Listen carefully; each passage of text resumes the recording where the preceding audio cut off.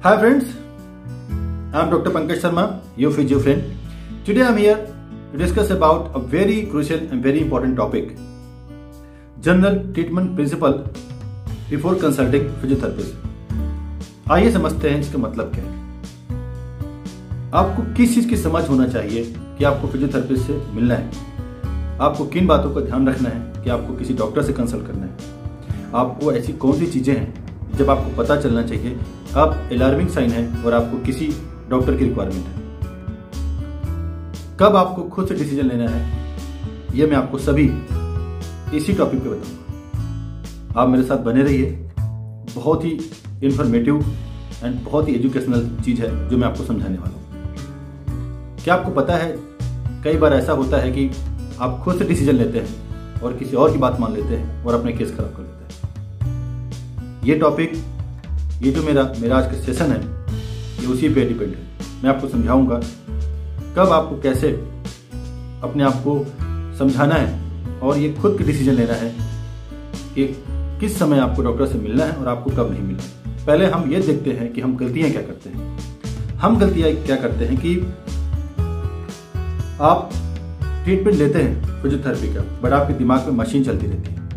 आपको मशीन की ट्रीटमेंट चाहिए। मैं आपसे एक बात बताना चाहता हूँ, ये जो हमारा शरीर है ना, ये हड्डी और मसल से बना हुआ है। अगर आपकी मसल स्ट्रांग है ना, तो बोन में ना बहुत दिक्कत नहीं आ सकती। कहने मतलब ये है, अगर आपकी मसल टोन है ना, तो मस्कुलोस्केलेटल जो डिसऑर्डर होते हैं, जो भी हड्डियों से संबंधित बीमारियां होती हैं, उसका जो दर है ना, बहुत कम हो जाएगा।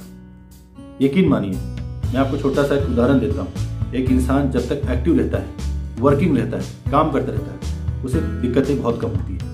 लेकिन जैसे ही वो खड़ा जाता है और बैठ जाता है, उसको तरह तरह की दिक्कतें शुरू होती हैं। तो कहने मतलब ये है, अगर आप किसी फिजियोथेरेपिस्ट से कंसल्ट कर रहे हैं, कहीं पे जा रहे हैं, तो दिमाग में ना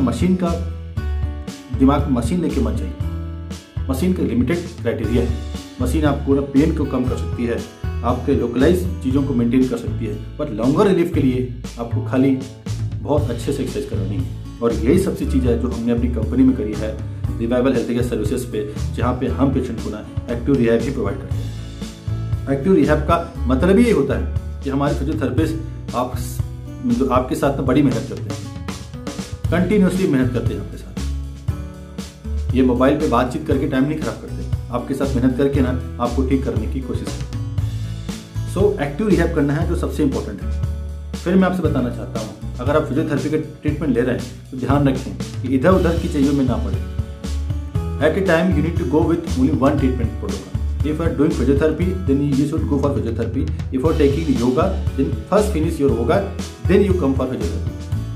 अगर आप फिजियोथेरेपी कर रहे हैं तो आप फिजियोथेरेपी करें, अगर आप योगा कर रहे हैं योगा करें, अगर आप मैग्नेट थेरेपी कर रहे हैं तो आप वो करें। लोग क्या करते हैं, एक साथ कंबाइन कर लेते हैं। आप खुद सोचो, अगर आप एक साथ सब कुछ करोगे, आपको पता कैसे चलेगा कि आप ठीक हो रहे हो? कैसे आपको पता चलेगा कि आपको किससे आराम आ रहा है? और फिर चीजें खराब हो सकती हैं। पता नहीं कि आप जो कर रहे हैं वो इंडिकेटेड है या नहीं है। हो सकता है वो आपके लिए रिक्वायर्ड ही ना हो और आप कर रहे हैं, आपका पेन बढ़ेगा। तो गाइस प्लीज इस बात पे ध्यान रखें, कोई सी भी एक्सरसाइज आप ना करें अनटिल एंड अनलेस आपको डॉक्टर ना बोले। फिर आप कंपेयर ना करें, किसी की रिकवरी को किसी से कंपेयर ना करें। हर इंसान का दिक्कत अलग अलग होता है। अगर मैं आपकी नीरो की बात करता हूँ, सोचो किसी की हेमीपर्सिस है, वो हेड इंजरी की वजह से हो सकता है, वो ट्रॉमा की वजह से हो सकता है, वो आपके हेमरेज की वजह से हो सकता है, वो इन्फार्क्ट की वजह से हो सकता है। इसकी कौन सी आर्टरी गई है आपको नहीं पता, और आप कहते हो तो ठीक हो गया। उसको ट्रेजेडी स्ट्रोक हुआ होगा, आपको पता ही नहीं है। कहने का मतलब ये है, सबका कंडीशन अलग अलग है, सबकी प्रॉब्लम अलग अलग है, सबका कंपेयर हम सबसे नहीं कर सकते। इस तरह तो आपको बॉडी वीकनेस होता है, किसी को पार्किंसन डिसीज है, उसका तो अपर मोटर न्यूरॉन का है, बहुत लंबा चलेगा, और आप बोले वो तो ठीक हो गया, मैं नहीं ठीक हो पाया। कैसे ठीक हो सकते हैं आप? उसको वीकनेस थी, मुझे वीकनेस है। सबका कंडीशन अलग अलग है, किसी से कंपेयर ना करें। बहुत लोग योगा से कंपेयर करते हैं। योगा बहुत ही डिवाइन चीज है, योगा का कोई कंपेयर नहीं है। बट अगर किसी डॉक्टर ने आपको स्पेसिफिक एक्सरसाइज रिकमेंड करी है, वो तो आपको फिजियोथेरेपी ही करा सकता है ना। अगर योगा इंस्ट्रक्टर को इस चीज की समझ है, वो भी करा ले, कोई दिक्कत नहीं है। बट जो जिसका काम है, मेरी समझ में वो काम वो उसको और बेहतर से करा सकता है। तो ये काम ना करें। और आप बोलते हैं मैं खुद से कर लूंगा, खुद से आप कैसे कर सकते हैं? एक ग्रेजुएट फिजियोथेरेपिस्ट 5 साल की पढ़ाई और ट्रेनिंग करने के बाद डॉक्टर बनता है। उसको उस चीज़ की समझ है, उसने पढ़ाई करी उस टाइम उतने दिनों के लिए, वो आपको और अच्छे से सिखा सकता है। दो क्लास करके आप बोलते हैं कि मैं खुद से कर सकता हूँ, तो आप अच्छा कर सकते हैं, आप खराब भी तो कर सकते हैं, आपको लॉस भी तो हो सकता है। तो कहने मतलब इतना सा है कि आप खुद से कर सकते हैं, लेकिन इंपॉर्टेंट चीज़ ये है कि आप उतना कर सकते हैं जितना आपको समझ होगी। सोचिए, अगर आपकी समझ कम है आप कैसे कर पाएंगे? आप उतना ही कर सकते हैं ना जितने आपकी नॉलेज है। तो ध्यान रखिए वो ना करें। आप कुछ दिन तक इलाज लेते हैं, 2-3 सेशन लेते हैं, फिर बोलते हैं कि अभी बंद कर दो, मैं करता रहूँगा। फिजियोथेरेपिस्ट आपके से डिजाइन करता है, लेवल 1, लेवल 2, लेवल 3 करता है, बेसिक से स्टार्ट करता है। आपने बेसिक्स में डिसीजन ले लिया, मुझे ज़रूरत नहीं है, और फिजियोथेरेपिस्ट आपके लिए डिजाइन कर रहा है लेवल 1, लेवल 2, और आपने बीच में बंद कर दिया। ऐसे ही पेशेंट आपके बाद में बोलते हैं कि मेरा रिकवरी नहीं हो पाया प्रॉपर, अब मुझे पेन रहता है, दर्द रहता है। आपने लेवल 2, लेवल 3 कराया ही नहीं एक्सरसाइज में, आपने मसल स्ट्रेंथनिंग कराया ही नहीं। आपकी मसल स्ट्रेंथ नहीं होगी ना, तो आपका प्रॉब्लम कैसे सॉर्ट आउट हो सकता है? आपको एक्सरसाइज कंटिन्यूसली करनी है, इस बात का आपको ध्यान देना है। डिसीजन खुद ना ले और टॉलरेंस करते रहते हैं, बर्दाश्त करते रहते हैं, चाहे वो पैसे की प्रॉब्लम हो, चाहे वो कुछ और प्रॉब्लम हो, या कुछ भी हो सकता है, आपको मन का दिया हुआ कुछ भी हो सकता है कि नहीं हम सब कुछ कर लेंगे, मरेंगे जिएंगे खुद कर लेंगे। भाई देखिए, हमारे यहाँ वाक स्केल होता है जिसमें हम मेजरमेंट करते हैं पेन को, 10 गिनती तक हम मानते हैं। अगर आपका पेन 2 है, 3 है, 4 है, 5 है, तो बर्दाश्त कर लेंगे। अगर 7-8 हो गया फिर तब तो आपको जाना ही पड़ेगा ना, फिर आप क्या करेंगे? तो डिसीजन खुद से ना ले। कहने का मतलब ये है कि आप सही समय पे बर्दाश्त न करें, डॉक्टर से कंसल्ट करें, ठीक है। और आजकल तो बहुत आसान हो गया कंसल्ट करना, आप ऑनलाइन कर सकते हैं, कभी भी किसी को फ़ोन कर सकते हैं, बातचीत कर सकते हैं। हमारे यहाँ तो रिवाइवल हेल्थ केयर सर्विसेज में बहुत सारे पेशेंट्स का ऑनलाइन होता है अपॉइंटमेंट, और पेशेंट का फीडबैक बहुत अच्छा है।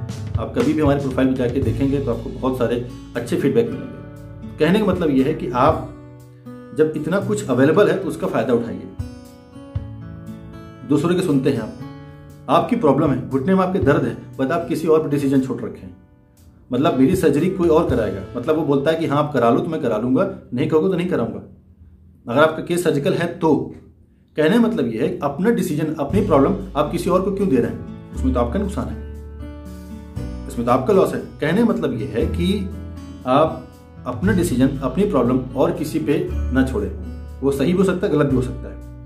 अब बात करते हैं कि कुछ बेसिक चीज के बारे में बात करते हैं कि प्रॉब्लम बनती कैसे। तो मैं आपको आज बहुत बड़ा मंत्र देने वाला हूँ। आज हम जो भी बात करेंगे एक्यूट फेज की बात करेंगे। एक्यूट फेज क्या होता है? शुरू के 1 से 3 दिन तक का जो प्रॉब्लम होता है ना, वो एक्यूट फेज होता है। आज हम उसकी बात करेंगे। पहले बात करते हैं हड्डियों की।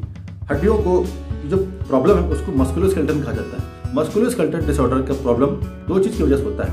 ईदर माइक्रोट्रोमा क्यों होता है? रिपीटेड ओवरयूज मूवमेंट की वजह से, उससे इंजरी होती है, पेन होता है और फिर आपको दिक्कतें शुरू हो जाती है। दूसरा, मसल कमजोर है, मसल एट्रोफी है, तो मसल कमजोर होगी तो जॉइंट पे आप प्रेशर ज्यादा आएगा, जॉइंट में प्रेशर ज्यादा होगा तो वही फिर ओवरयूज, रिपीटेड इंजरी और आपको अल्टीमेटली पेन बढ़ जाएगा। ये आप कोई सी प्रॉब्लम लीजिए, चाहे टेनिस एल्बो हो, चाहे नी का प्रॉब्लम हो, चाहे शोल्डर हो, it is all because of repeated overuse है माइक्रोट्रोमास लीड बाई इंजरी। तो ध्यान देना है।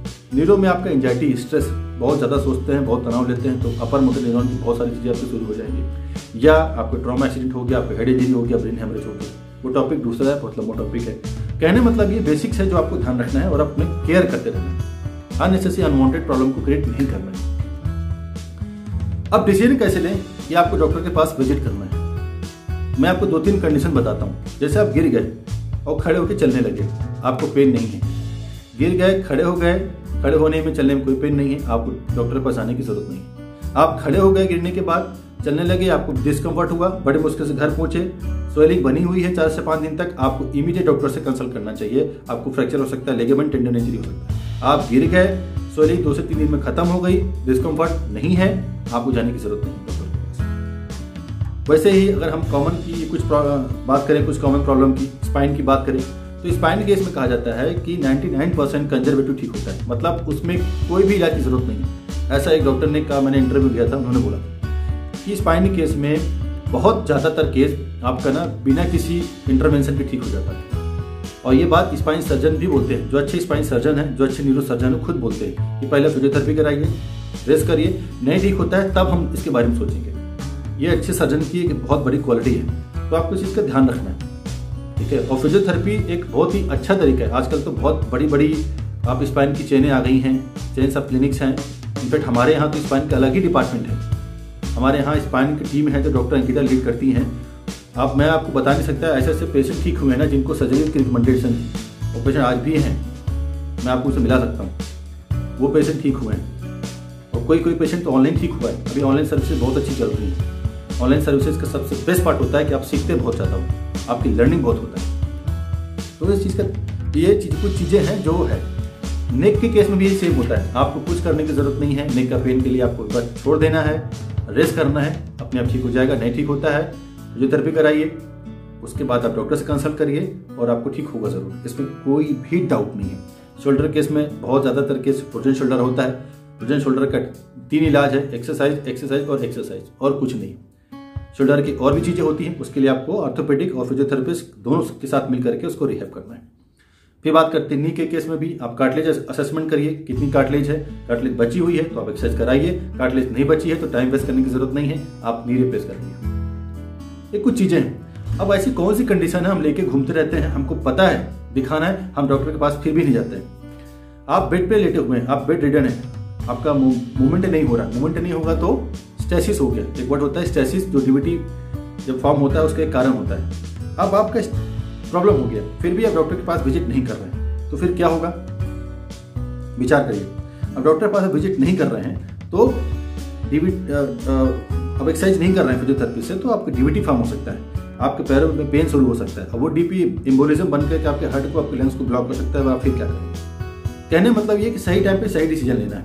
आपकी सर्जरी हुई है, डॉक्टर ने आपको कुछ एक्सरसाइज करने के लिए बोला है, बट आप खुद ही अपना डिसीजन ले रहे हैं कि नहीं मैं तो एक्सरसाइज खुद ही कर लूंगा, या कुछ बताई है आप नहीं फिजियोथेरेपी से मिल रहे हैं, वो एक्सरसाइज गलत हो सकती है, आपको नुकसान हो सकता है। Better to take some sessions of physiotherapy and learn all the exercises. This is my personal recommendation to all of you. Pregnancy में आपको पता है हमारे यहाँ एक एंटीनेटल का एक अलग ही डिपार्टमेंट बना हुआ है। एंटीनेटल में क्या होता है कि हम सिखाते हैं पेशेंट्स को अपने पॉस्चर को कैसे मेंटेन कर सकते हैं।